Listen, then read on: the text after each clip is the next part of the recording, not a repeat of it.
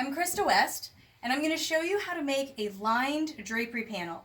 I think this is a technique that everybody should know how to do. It only involves very beginner sewing skills, and if you use a great fabric, you can have really, really awesome drapes for your house.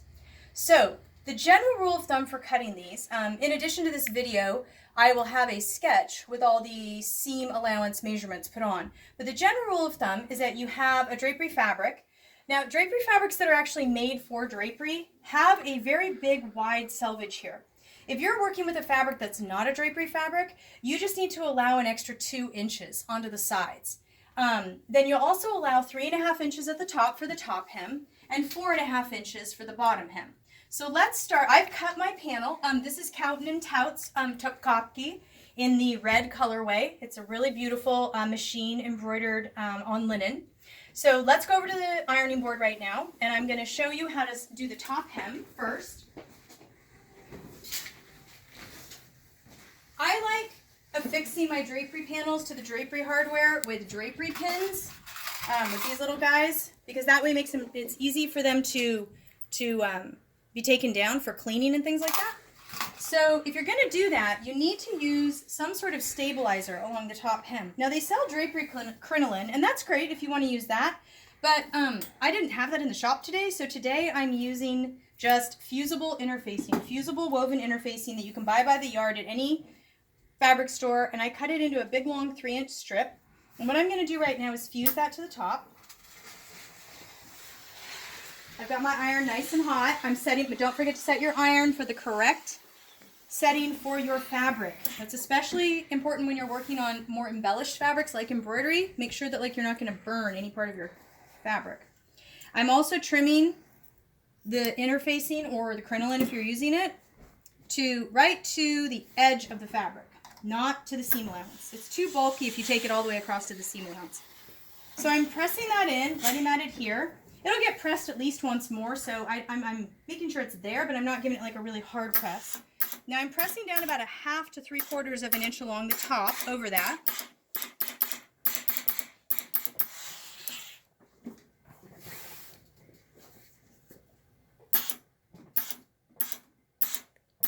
All the way to the end. Then I'm going to come back. With drapery panels, there's a lot of back and forth on your ironing board. And I'm using this as my guideline, and now I'm just going to press down.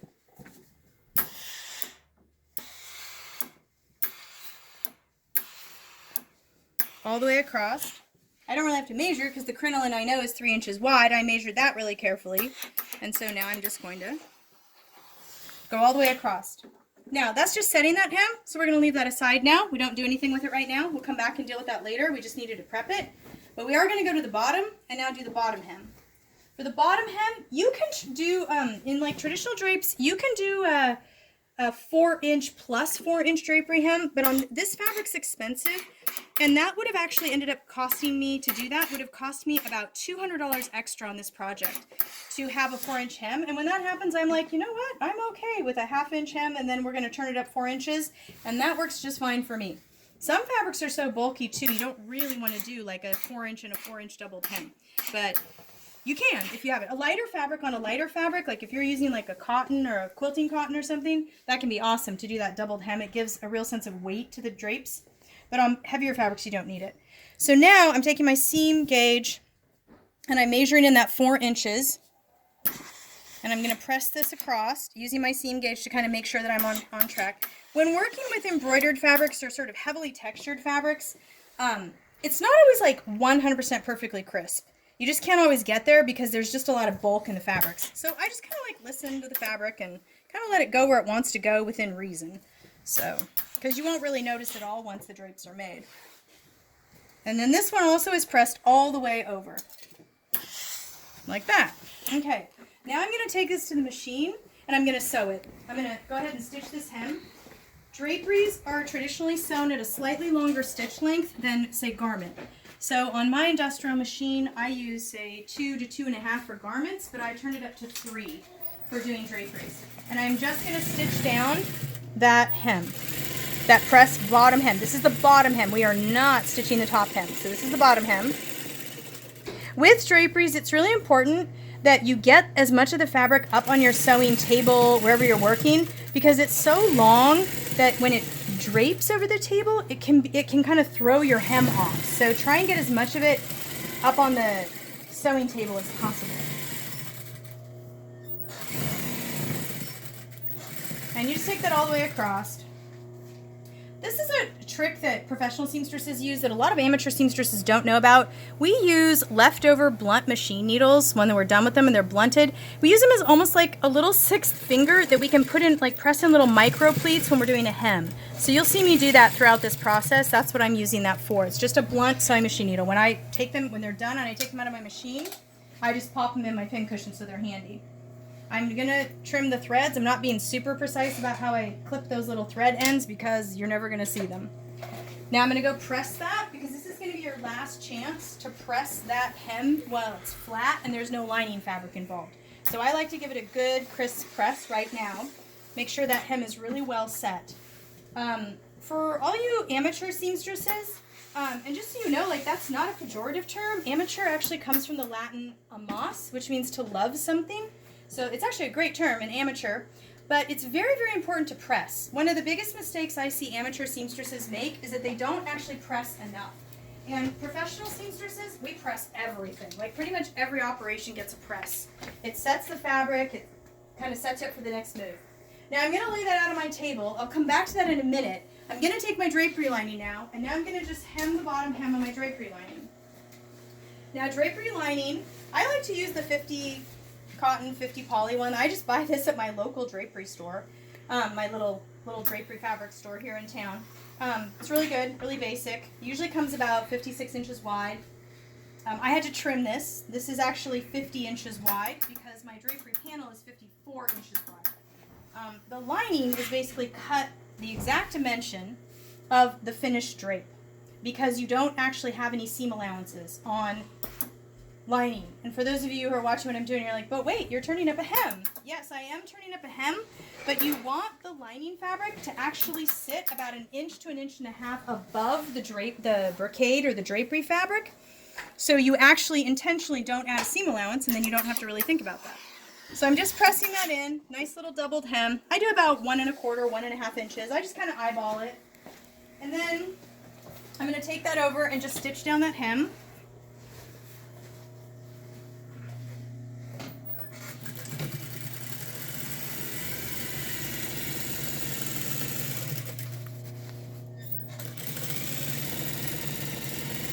Oh, and I can feel that my thread just ran out. So I'm going to very quickly change my thread. I suppose I should have thought about that before I started the video, but well, now y'all can see how this is done.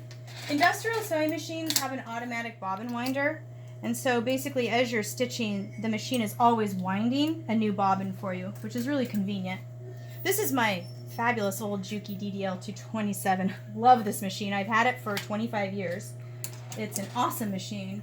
It really only goes backwards and forwards, but for the majority of what I do, that's really all I need. So now I've got a new bobbin in there, and I'm going to blend over the stitches rather than back tack. I'll trim those threads just because I don't know about anybody else, but I always forget to go back and trim those if I've had to start mid-seam. Okay, so now I'm just going to finish that out.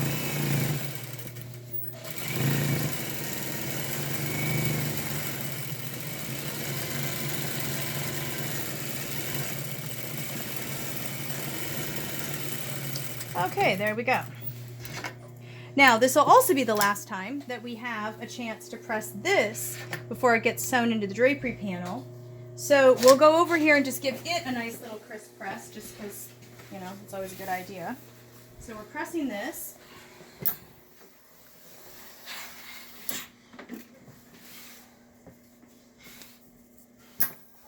Great. Now, we have the drapery panel laid out over here on the table. Now I'm going to take this and put them right sides together. Okay? I'm going to kind of fling it out. It's big, and it's kind of bulky. If you don't have a big cutting table like this, use the floor. Floor is great. Just, you know, clean your floor and move some furniture out of the way and just do this on the floor. For years, when I first started, the first couple of years, I actually had to use my floor all the time. I didn't have enough sewing space to have a big table like this. So, the floor is great. So I'm laying this out. And how I'm positioning it is I am positioning it to have the top of the lining fabric be right there on the fold line. This was where we folded under our top hem. Okay, the lining fabric is going to go there, right to the edge of the fabric. And I'm going to put a pin there. And I'm going to come down here, and I'm going to pin the bottom end about an inch above the end. Right there. Like that. Now, I'm going to go kind of split the difference and be working my way towards the middle. That's just the easiest way to pin a really big, kind of long thing like this. Now, on this one, too, this linen is a little bit more open weave than the drapery fabric, so you'll sometimes find that. So when I sew this curtain panel, I'll have to ease in just a little bit of that linen because it's a little more scoochy than the lining fabric. Now I've done it on the one side. Now I'm going to move around. I'm going to do it on the other side. And here's what I'm going to do. I'm going to pull it this way, and it's going to make that side kind of pull up, and that's okay. You want that to happen. So I'm doing this here. I'm going to pull this here. I'm going to get it positioned at the exact same place I was on the other side. Again, right to the edge of the top hem fold here. Okay, right there. And then I'm going to put this here.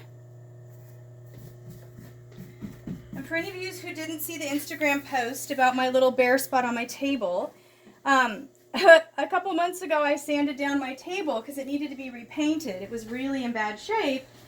And to my amazement and surprise, I found that when my dad had made me this table about 25 years ago, he had scratched in a message that said, "Love, Dad," into the table. It was just so great. And then he had painted it for me, so I never saw it. I never knew it was there. So it was just really great that all these years I've been working on this table, and my dad had put that little message in there, so when I refinished the table, I left it open so I could see it. Okay, now I've got both sides pinned, and here's what I'm going to do. I'm going to go ahead and kind of, this part gets a little crazy because it's like just really big and bulky. And this is a heavy fabric, so I'm going to kind of accordion pleat it as best I can. This is not an exact science. Just kind of get it over my arm and take it back around to the machine.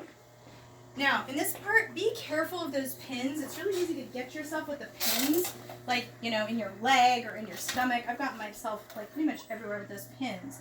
So be careful with that and kind of gently get it positioned in the machine. You're now going to sew this with a 1-inch seam allowance. Back tack, as usual. Now I'm just working kind of pin to pin. This first little stretch is the toughest till I can actually, I have to kind of really manhandle the fabric there until I can get it more of it up on the table. Once I can get a little bit more of it up on the table, it goes much easier. I'm also feeling for any sort of like bulk or any easing that I have to do on the underneath side, and I'm kind of fussing with my other hand, with my left hand. I'm kind of just really feeling over here to make sure I don't have any pleats, any craziness going on here. The seam allowance edges can be just a little bit off. It won't really matter. We've got a little fix for that coming up when we set the top hem, so you'll see how we deal with that. Because some of these fabrics, they just only want to go through the machine a certain way. So don't overly fight that too much. And usually with me, I don't pin very frequently. Professional seamstresses, we don't use a lot of pins when we're sewing because pins going through a home machine can throw through an industrial machine can throw your timing off, and then you're like dead in the water sewing. So we learn early on never ever ever to send a pin through your machine or through your machine needle. So we don't use very many of them. So now I'm almost to the end here on this first side. And again, I'm easing in, so I'm seeing here that I've got to ease some in. So I'm kind of using my left hand to kind of pull that in. Now that I'm down here, if I needed to, I can get my left hand up in here, like in the drape, and I can kind of pull and fuss with the fabric a little bit while I guide with, kind of pull with my right and guide with my left kind of thing. So sewing is very much a two-handed operation. There we go. We're almost to the end here. And you want the drapery lining to sit at least an inch above the face fabric, above the decor fabric, the drapery fabric itself. Because otherwise it will sag below the hem when you have it hanging on the drapes. And that can be a real bummer to have to go back and fix your hem. Now I've done one side. Now I'm going to very carefully turn it around. Again, it's big and bulky like this. Put it in my lap. On the other side. And I'm going to now sew the same seam on the other side with a 1-inch seam allowance. There we go. I typically like to work with the drapery lining on top and the drapery fabric underneath. Whoops, see, I almost went over a pin. Whoops, there we go. Okay. There we go.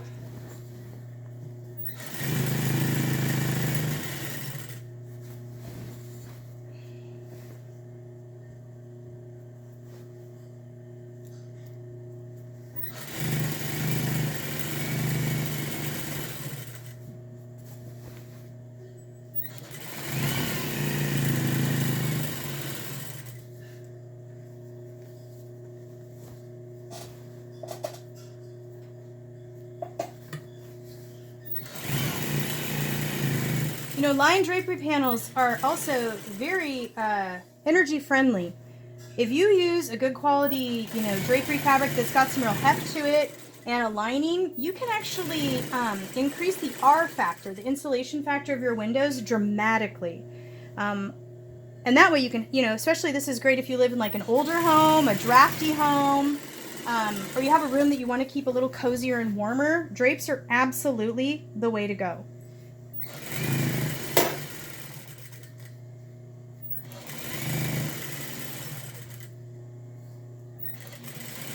Okay, so we're now at the top of that drapery panel, and here we are. We're all done with those seams.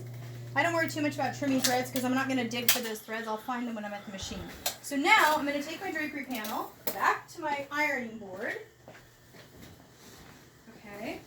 Now I'm going to actually open it up almost like a pillowcase, and I'm going to lay it on my ironing board. What I always do is I stick my foot against the ironing board to kind of brace it, and then pull against it because this is really heavy and it kind of wants to fight going on the ironing board. So now what you're going to do is you're going to press the seam allowance. You're going to press. The idea is to always have the drapery fabric totally flat when it's in the panel. So you're going to press the drapery lining seam allowance back on itself. This is a secret that I learned that really gives you a really professional looking drapery panel, is to press that seam allowance back onto itself, the drapery lining, but always have the drapery fabric be totally flat. Okay, so I'm going to pull it down here and get the rest of this done.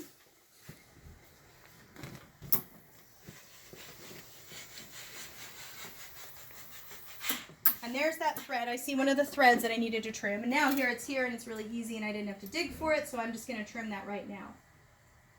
Okay. Now I've done this side, so I'm going to pull it back. And now I'm going to loop it around to the other seam because I'm already here in the sewing machine, and we'll just do both of them. And believe it or not, we're almost done with the curtain, which is pretty exciting.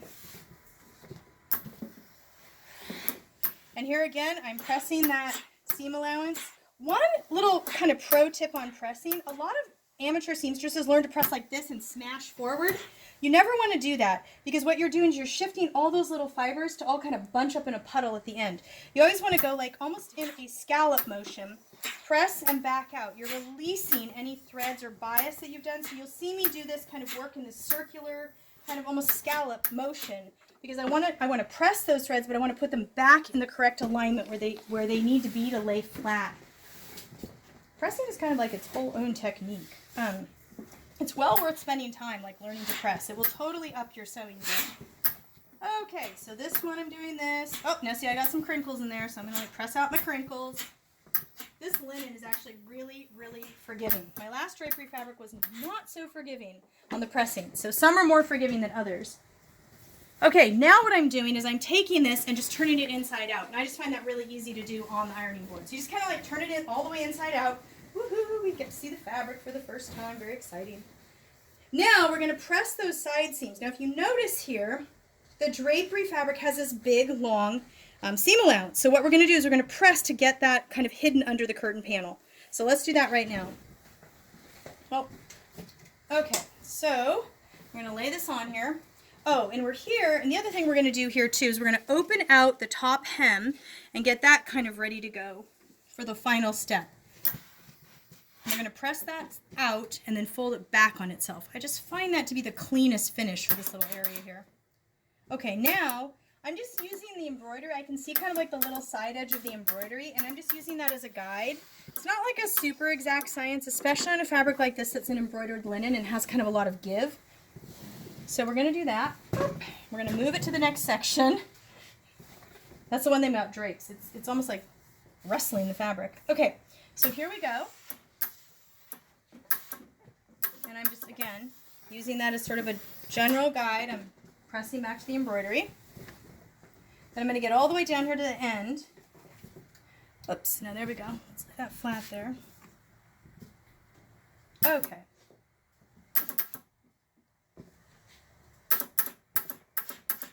Now when you get down here, you got a little bit of a raw spot with the seam allowance or the raw edge of the drapery fabric. What I like to do is turn that under and I press it. Now so that it looks like that. Now some fabrics you can just press it and it will just look great like that and it'll just stay where you asked it. You just said please stay there and it will stay there. Other fabrics like as soon as you hang the drapes, it'll be so annoying, like that little press will come undone. When that happens, I just sort of like watch my drapes once I hang them up. And if that is happening to a fabric, I go in just while they're actually on, while I have them installed in whatever room I'm putting them in. And I just take a needle and thread and I just kind of blind stitch down that little pleat, just so that it looks a little more finished, a little more professional. Okay, now once again, we're going to do this here. We're opening that out, pressing it, turning it over. Ta-da! And then we're going to turn this over. We'll get to that in a minute here, but I'm just going to kind of do that. Okay, great. Now I'm going to do this other seam, like just pressing the seam allowance the right way.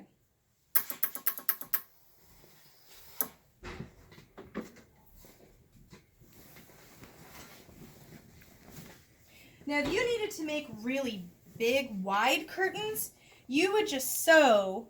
Good quality drapery fabrics actually are designed to have the seam allowance be sewn and made into wider panels with the design like continuing across the fabric.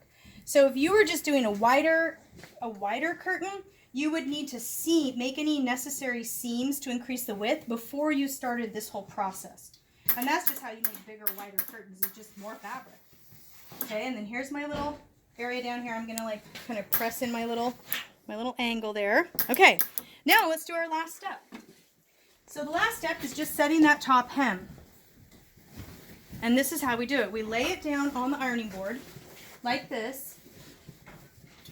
Now, you're gonna notice that you're like, oh my word, she has too much lining fabric. Okay, don't panic.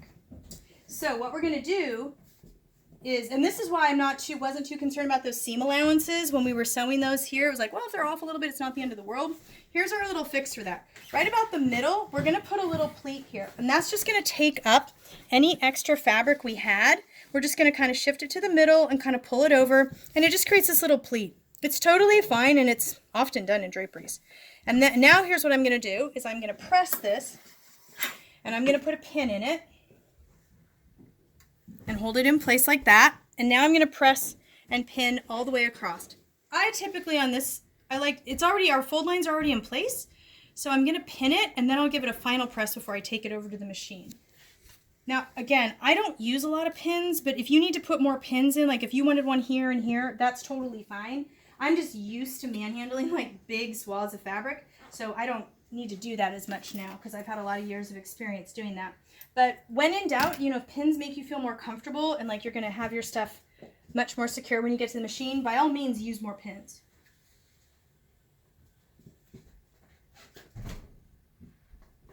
Okay, so we're pinning this and like already we're like, woo, doesn't that look professional and swanky? Okay, so now I'm going to very carefully gather this up. I'm being careful not to like disturb any more of it, and I usually like throw it over my arm. I try not to drag drapery linings and draperies any more over the floor than I have to, and I always sweep really carefully before I start because inevitably they're going to pick up whatever is on your floor of your sewing area. So now I'm putting this in, and now I'm just going to stitch down the top hem. So I am getting started, and I'm just going to stitch across. This is one too where it's great to have as much of the curtain on the sewing table as possible. And this is also one where I will use that sewing machine needle to kind of put in a micro pleat as needed across the way. These are little ease pleats. Again, this is a linen embroidered fabric, so it's going to want to kind of bunch up. There's just a lot of bulk there. And with this needle, I can kind of manage that bulk across the width of the curtain. Okay, here we go. We're almost there.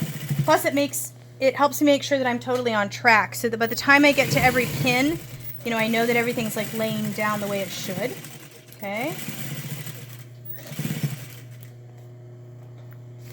Oops, okay. And at both ends, you can notice here that I am setting this hem just like 1/8 of an inch beyond. That's so that it looks clean on the other side. That gives you a really clean finish on the other side. Okay, this was our last seam. And we are going to take it to the ironing board and give it one last press, and we are done. So we're going to trim these. Now when I trim threads like this, I trim on one side and then the other. I'm very picky about that because you want to have the look very clean and tidy. You don't want to get in the habit of just pulling out threads and going snip to both of them on anything that's visible. It's just It's just unsightly. It's just not a great sewing technique. It's something you want to do is do like this. Trim both threads on each side.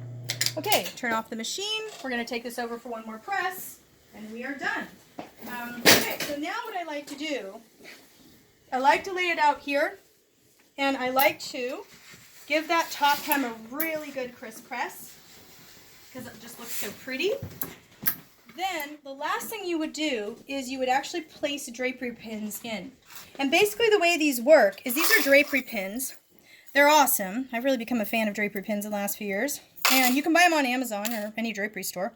And they're just little pins, and they would go, what I would do is I would figure out how many rings I have in my drapery hardware, and I would put that many pins across the curtain, like this. The general rule of thumb for it to really look nice is you want drapery pins about every 5 to 6 inches. That's a general rule of thumb.